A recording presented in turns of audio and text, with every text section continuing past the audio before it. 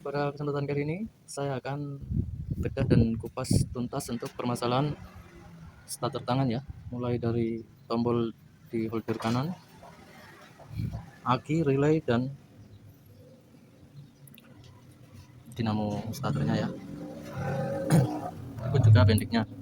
Oke, kita kontak on ya. Untuk permasalahan yang paling sering itu saat kontak on, ya sudah ya. Kita tekan ini kalau nggak bunyi ya, ini bunyi ya. Pada kesempatan kali ini motor Vixen ini sudah diperbaiki tadi, jadi ini bunyi ya. Oke. Jadi kalau di waktu kontak on ini nggak bunyi, Bang Bro bisa cek pada tombol di sini ya. Jika kabel di dalam tidak putus dan tombolnya tidak berkarat, maka aman ya. Lalu langkah berikutnya di bagian bendik dan dinamo starternya yang kita cek ya Bang Bro. Oke, langkah mudah yang Bang Bro bisa lakukan adalah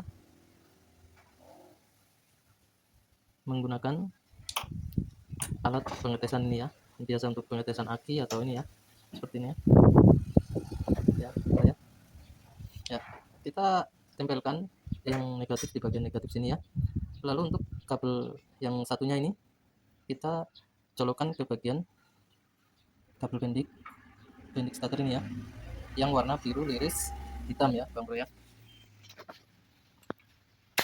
Kontak on.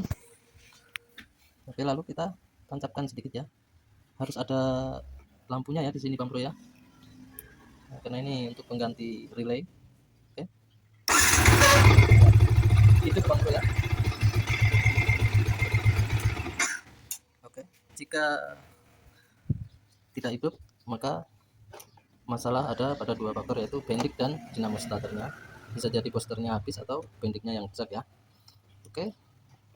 Yang ketiga, jika ini semua bagus tapi starter tangan nggak mau, di sini juga sudah bagus, bendik dan ini sudah bagus dalam pengetesan tapi belum bisa, maka langkah terakhir mengganti relaynya. Seperti itu ya Bang Bro ya. Jadi seperti itu urutan dan cara pengecekan starter tangan pada motor Vixen ya. Gampang ya Bang Bro ya.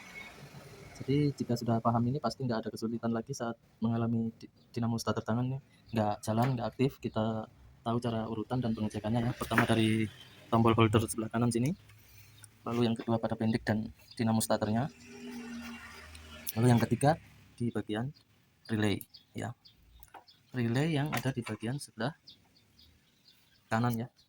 Kalau ini untuk kipas dan ini untuk otomat lampu sen ya.